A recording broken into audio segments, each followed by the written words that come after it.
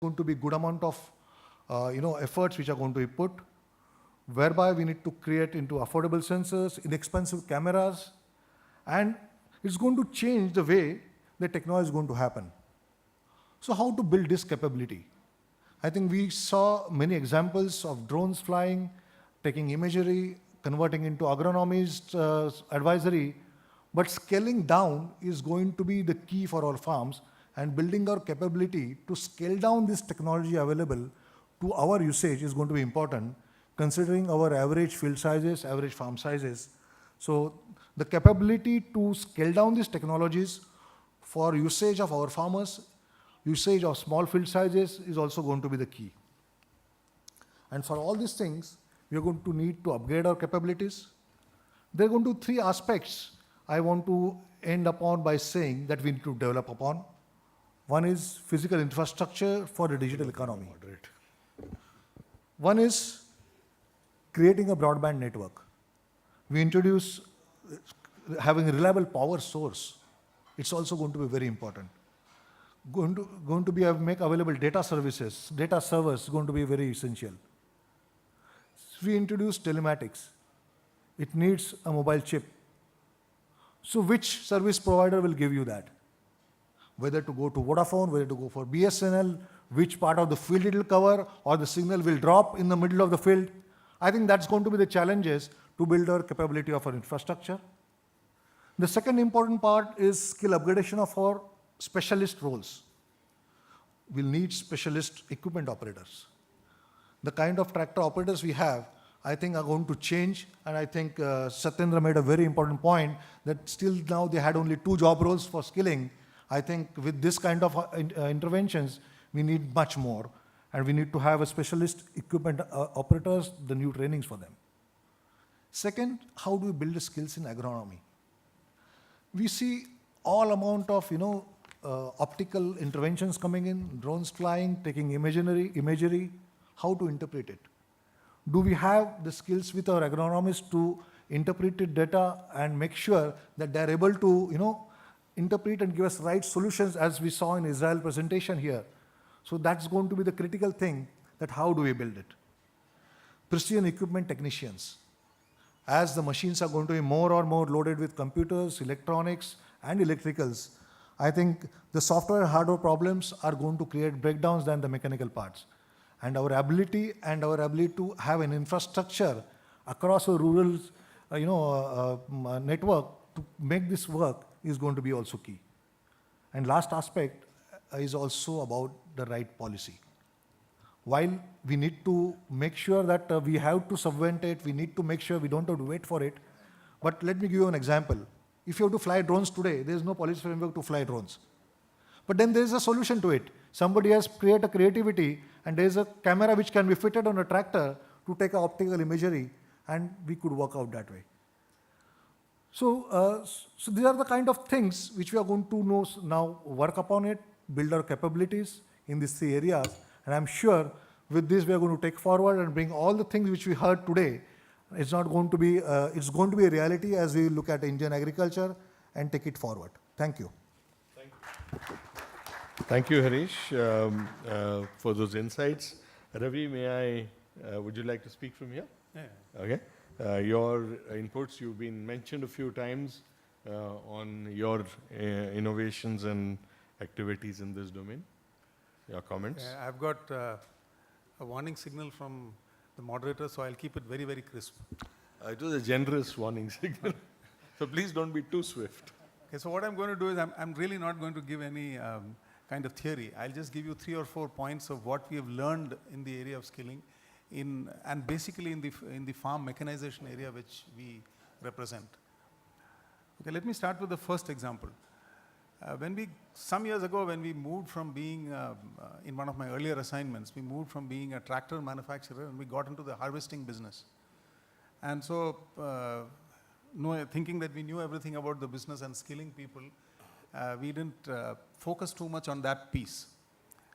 So, end result, we assumed that whatever skill sets were there would be enough to manage with for the new business, and we started that way. And lo and behold, major failure. So what really happened?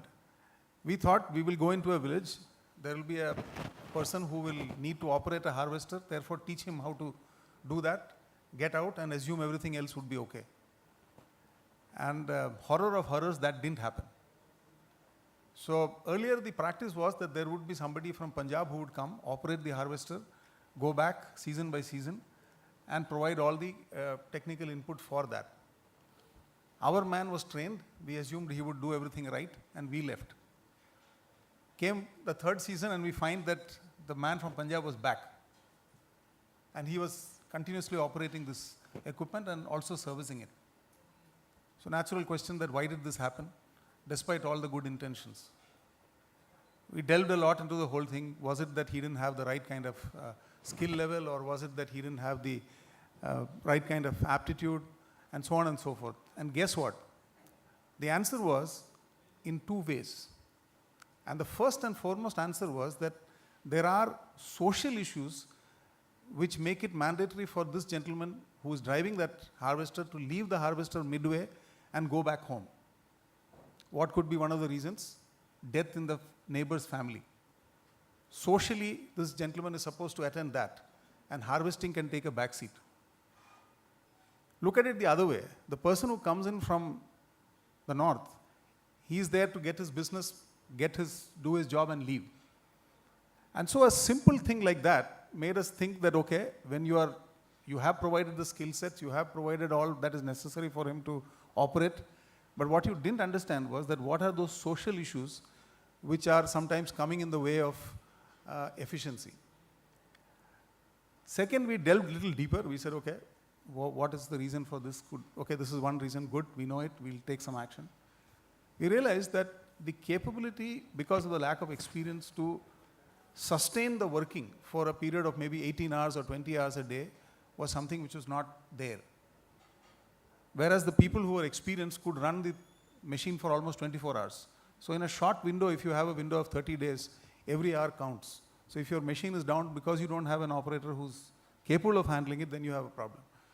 So at the point that we took out from that was that while you need to skill, you also need to understand what are the social issues. The story doesn't stop there. We got our mechanic who got a call at 2 a.m. in the morning that my harvester is down.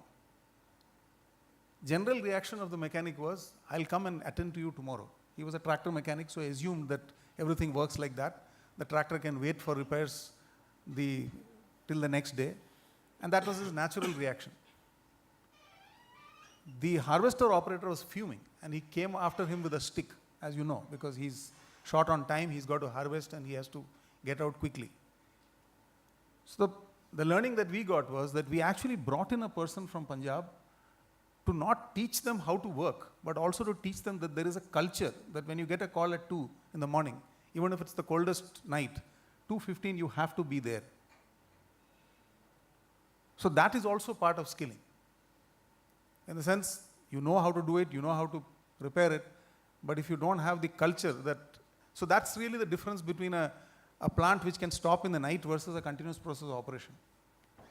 So these little things go into skilling as well, and that is what we learned to our extreme surprise, that if we don't factor these things into skilling, both on the operational side as well as the service side, the skilling piece is incomplete. And therefore, there is a huge necessity to take care of these aspects while we look at a skilling program. Of course, we implemented that and we did gain from it substantially, but it was a significant learning which came to us. Okay, there's example number 2. I think Mr. Chavan earlier alluded to telematics. So we are a company where we have both construction equipment and agri equipment. So there was this big discussion which was going on in the corridors of the company that, okay, look at JCB. If there's somebody from JCB, please pardon me, I'm just taking an example. They have telematics all over their machines. Why shouldn't we all be getting into telematics in a big way? Fair enough, good question. So what was the answer? So we then went into a little bit of depth of why does JCB use telematics, who is their customer, what do they do? And then we realized that the significant difference between the two is that This is a fleet owner, a person who has a number of machines. He needs to monitor those machines very, very closely in terms of whether it's running or not, what is the capability of the machine, etc., etc. And there are many parameters which telematics can help. Now you come back to agriculture, the scene changes slightly. So it's not exactly like a fleet mechanism, it's not a contractor application in most cases.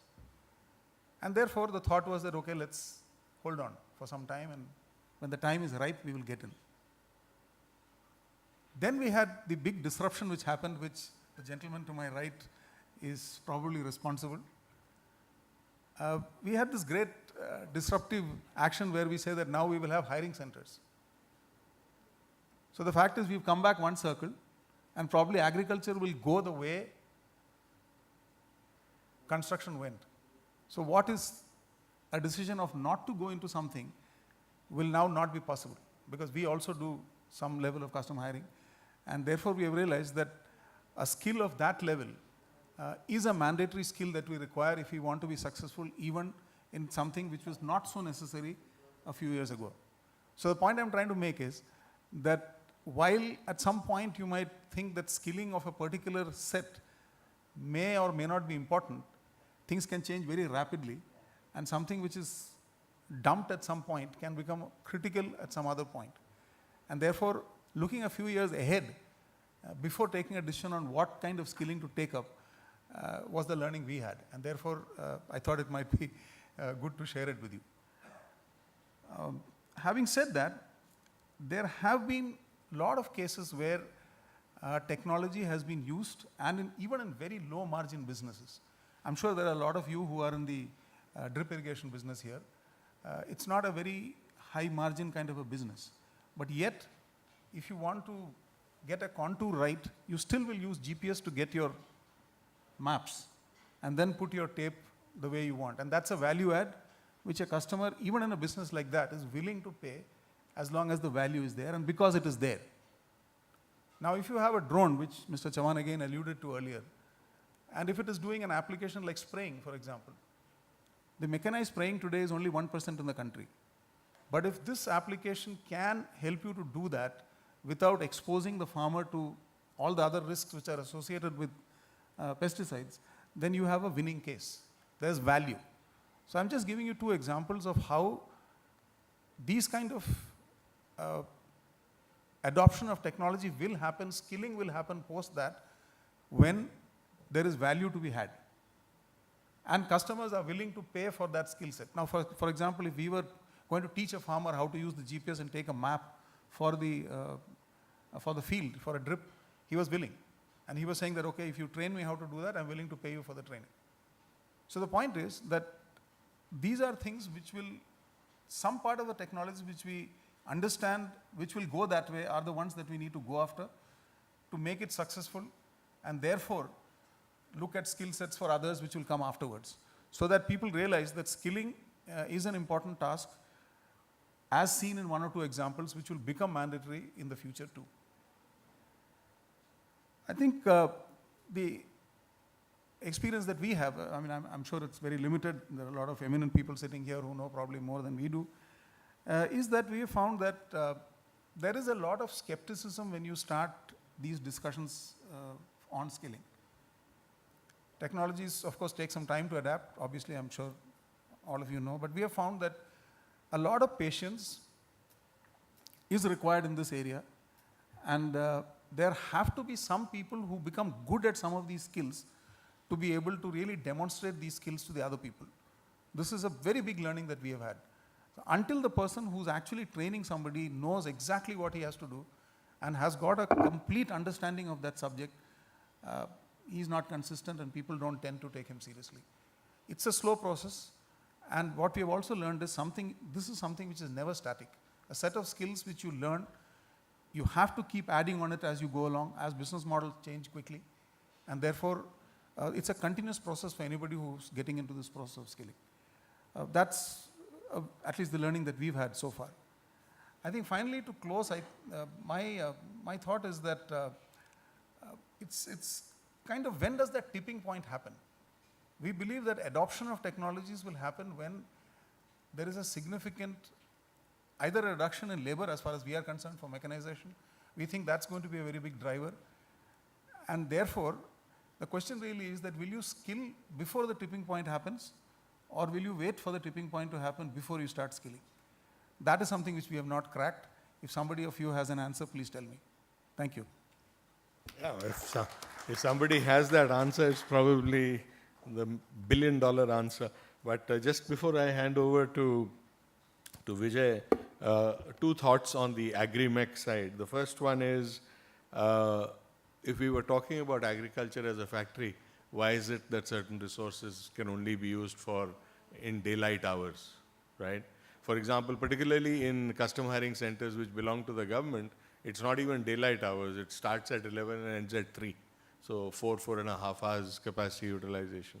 There are very few applications of machines that cannot be used at night. For example, in the paddy season, the moisture on paddy doesn't allow for good harvesting at night, but everything else does.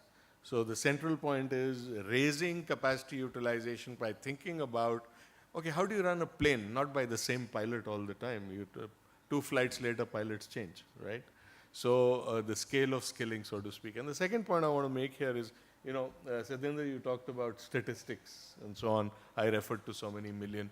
Sometimes, these numbers become, numbers are numbing, but the key evidence is, I saw a few quotations for harvester combines. We buy a few.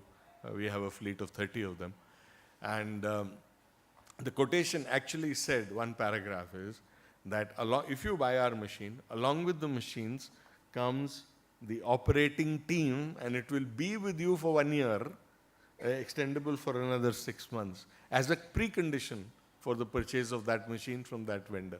That's how critical it has become for OEs to sell their equipment. So with that one example, Vijay, over to you. And please do. Please do. Unfortunately, folks, we won't have time for that much celebrated panel discussion. We are running into a time wall.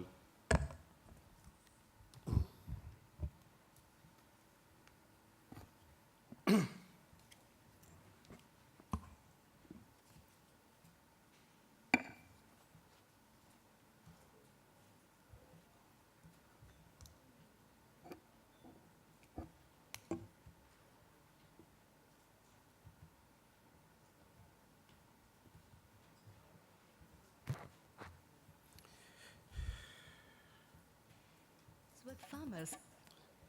Excuse me. Good evening to all of you. I would like to start with a short video on what we do. The idea is to get you a gist of all the activities that we do, and then I'll like to take you to some particular aspects that I wanted to present at this particular forum. To provide farm services and access to markets. eGov is taking farm products to markets by providing consumer a choice for direct from farm, high quality, natural and healthy food.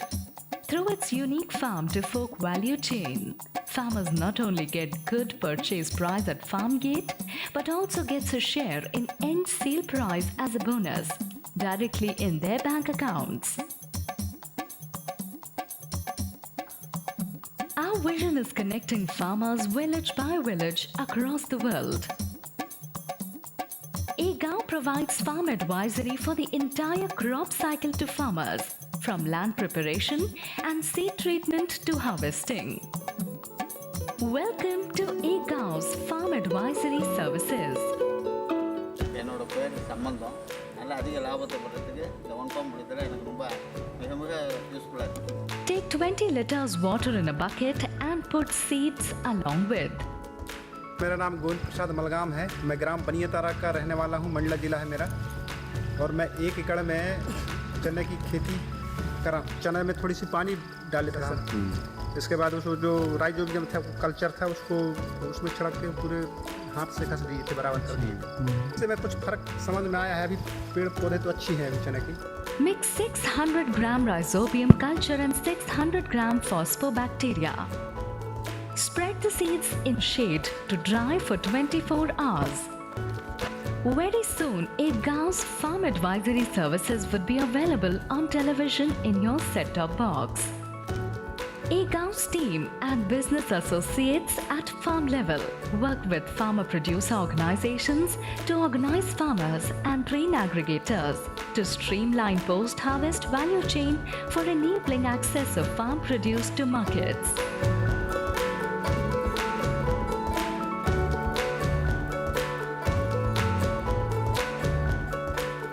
एक गाँव network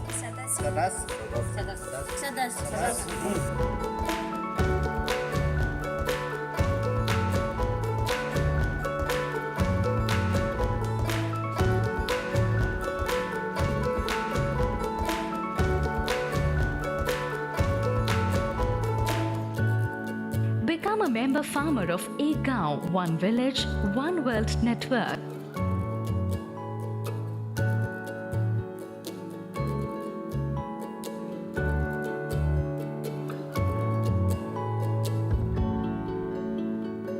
Only a healthy farm would make a wealthy farmer. That was what we do in all from the start of the value chain that we're working on till the end when the crop comes. So we didn't stop till the post-harvest value chain, but we actually entered into taking the farm products to market, which is something what we call as direct from farm, a range of products. We started about 2 years back on the food market part of it because the farmer asked us that you have helped us grow the crop, you have helped us provide advisory, you help us increase productivity. What about now? We don't get market prices. Mr. Shah of NCDEX was talking about working on the supply chain side and ensure farmers get better prices is something which we took up as a challenge. We started with 2 farm products and now we have 150 products that we are bringing to the market. The idea here is to not just create a value chain which is of crops, but also to create a value chain of trust. Trust which is missing at the farm level and the trust which is missing at the consumer level when consumer doesn't appreciate the quality and want the cheapest. So the cheapest becomes the determining factor for their purchase decisions, and which is something which we want to change because that's not going to work for the entire chain, value chain to be better managed. So this is something which we wanted to do. I'll go through some of these slides a little faster.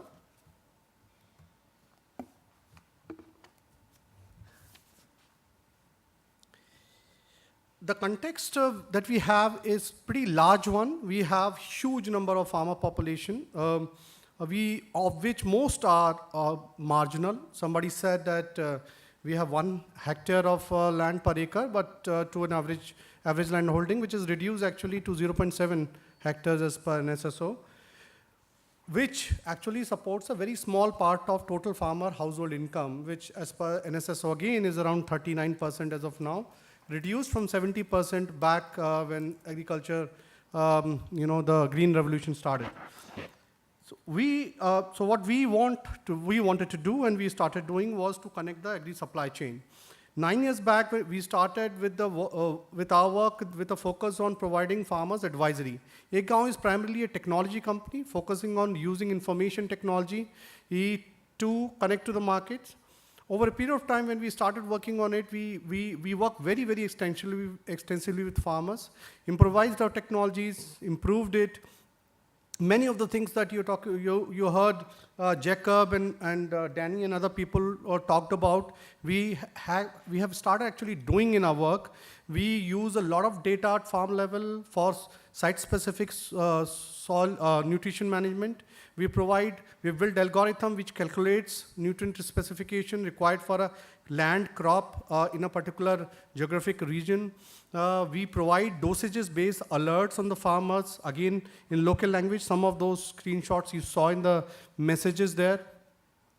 We use a lot of data. Some of the farmers' data we have been collecting for 9 years of the usage of fertilizer in the soil. So idea is to understand how the usage over a period of time is changing in terms of site-specific soil nutrient management, but also how to improve their farm practices as such to enhance farm productivity. we have had several good kind of success stories in which we have seen that one set of our farmers in Madhya Pradesh and Chhattisgarh that we worked, we found that their farm productivity is actually doubled in 2 years' time of our engagement with them, which is on the production side only. We are not even talking about the market side of these things, which is something because we have been able to improve their farm practices. At the same time, we have been able to reduce the agri input cost, as well as reduce the propensity of disease or pest affecting the crop. So this is something which is an amalgamation we do. Again, to give you a better understanding, on one side we work with the farmers. We have created aggregator value chains, which are basically, we have actually co-opted village level traders to become our partners, work with the farmers. These traders are village level people. They act as our collection center, buying from the farmer, the farm purchases. They act as the grader, they grade the produce, they tag it. So we have created a mobile app. The app is in demonstration at the pavilion in hall number 2. Please do visit and see that. The app allows you to tag, the app is used by the farm aggregator to tag the bag with a traceability matrix, which is linked to a farmer. So we are able to tag a bag across the supply chain till the time we deliver it to the customer. In fact, in all of our products, we are also putting up a barcode which has a serial number in which what we call as a customer, end customer, retail customer I'm talking about, can know that which is the farmer who's growing this crop. So this is something what we call as know your farmer. The idea is to connect customers and farmers together into a bond of trust, which I said is something that we are willing to create. We have been wanting to create. Our platform, we have a growing platform, which is a farm platform, which allows farmers, organizations, farmer producer company. We have around 20 odd farmer producer company now on our platform. There's a due diligence process that we use to onboard them. They onboard their farmers, and it's a continuous process where we monitor many KPIs at a farm level that we have to monitor of the farmers. We do a lot of trainings to our aggregators, something very, very important in terms of skilling. One of the biggest problem that we have found, Mr. Arya, is that at ground level, farmers, the trust level has got so weakened between buyers and sellers that they indulge in malpractices, which leads to entire value chain till the upward level getting corrupted.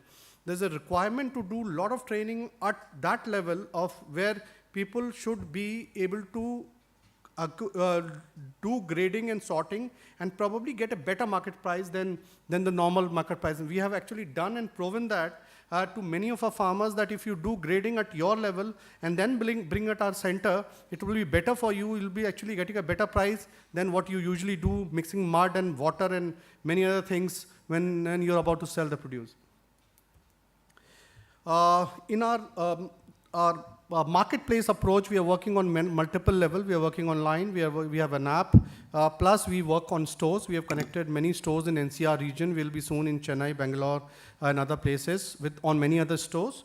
The idea is to bring the idea of this brand is to be developed as a benefit brand, where consumer will be able to trust. We ran a small campaign recently on Diwali, where we were trying to build a kind of a consumer connect with the people, that if you buy our produce, we'll send a gift pack to farmers, and we send a gift pack to more than 100 farmers across the country where our farmers are, for the consumers who have bought the produce, which was a very, very interesting thing, because farmer never expected that once we have sold the produce, anything is going to come back to us, which is something which we created, and we believe this is something which creates a bond between consumer and the producer. Our technologies have